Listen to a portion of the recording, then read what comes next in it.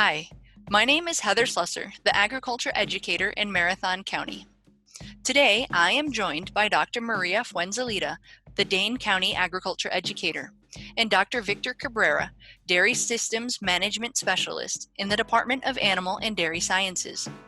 They are going to speak with us about the fact sheet that they co-authored entitled Using DHI Herd Summary Reports to Assess the Potential Impact of Heat Stress on a Dairy.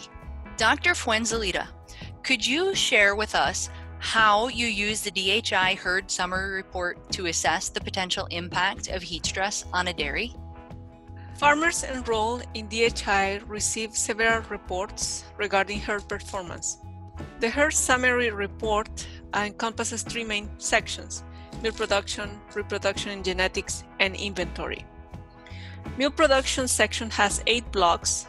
The focus of our fact sheet is on block D, F, and G. The reproduction and genetics section has 5 blocks, and the focus of our fact sheet is on block L. Overall, producers need to watch for reduced milk production, butter fat depression, and declines in reproductive performance during warm month. For example, block D depicts milk production data over time. In here, you can see that there is a depression of milk production in multiparous cows during the warm month. It is important to remember that the impact of heat stress can continue long after a warm month has passed. In block G, we will see the average test day fat and protein. What you can see here is depression in percentage of fat, which is showed in the blue line during the warm month. Heat stress negatively affects milk production and reproduction performance. DHI reports provide a summarized information like a picture of your herd's performance. And when you look at your herd summary report, look at seasonal changes, especially during the warm month. And until you conduct an investigation, you cannot rule out heat stress or any other factor as responsible for losses in milk production and reproduction performance in your herd.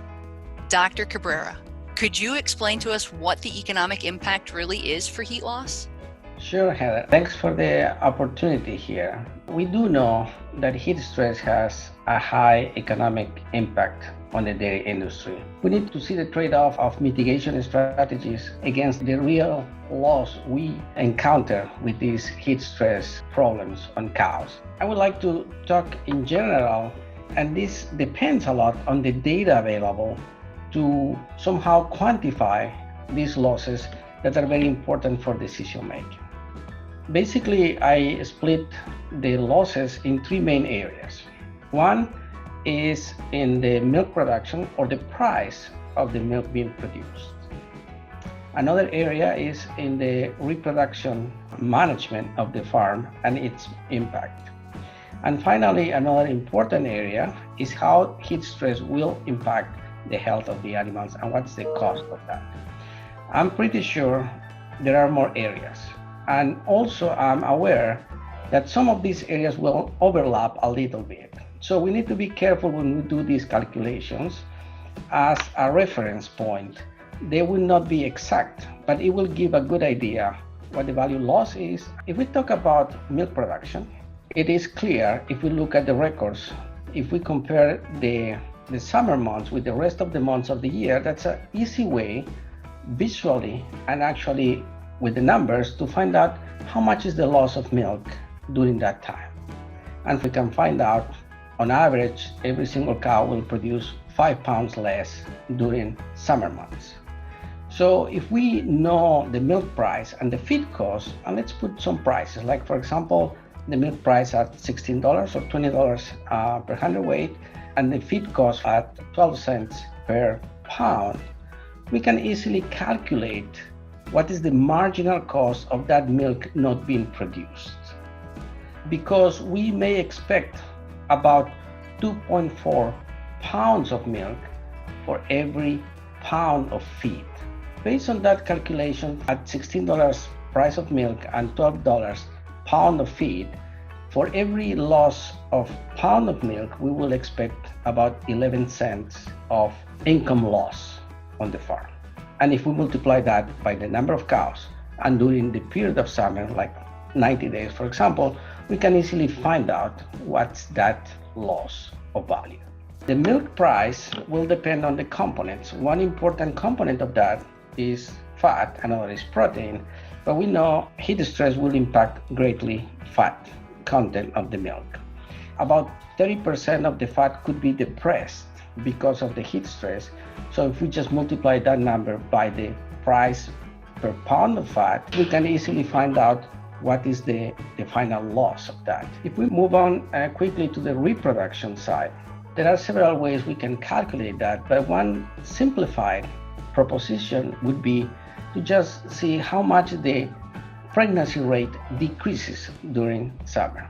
DairyComp and other systems will easily give you that information. We do have on our website, Dairy Management at the University of Wisconsin, a decision support tool that easily allows the user to enter what's the pregnancy rate during summer, what's the pregnancy rate at other times of the year, and it can give you a dollar value, and it will consider all the impacts that the change in reproduction will make up on the herd.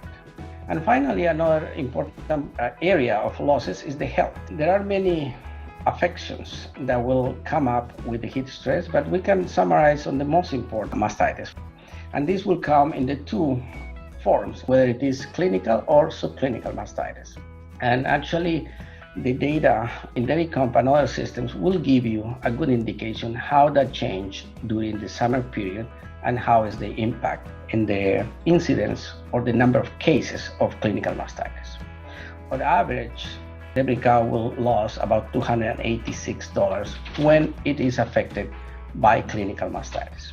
If we look at the clinical mastitis before and during summer, we can actually easily find out what's the value of that loss because of the heat stress. At the subclinical level, we do know the milk losses are about 88 to 132, whether they are primiparous or multiparous, pounds per day for every doubling of the somatic cell count from 50,000.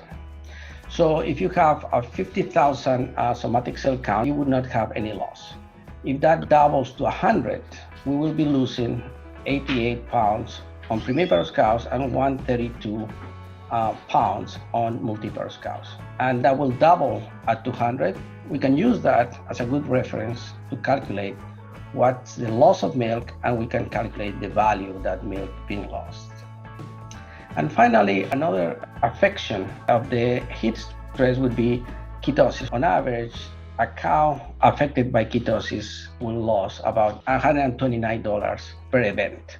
So if we calculate the change in events, we can find out the final value of that.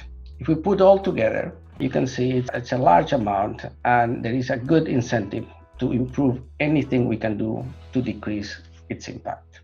Thank you both for being with me today and sharing all of this valuable information.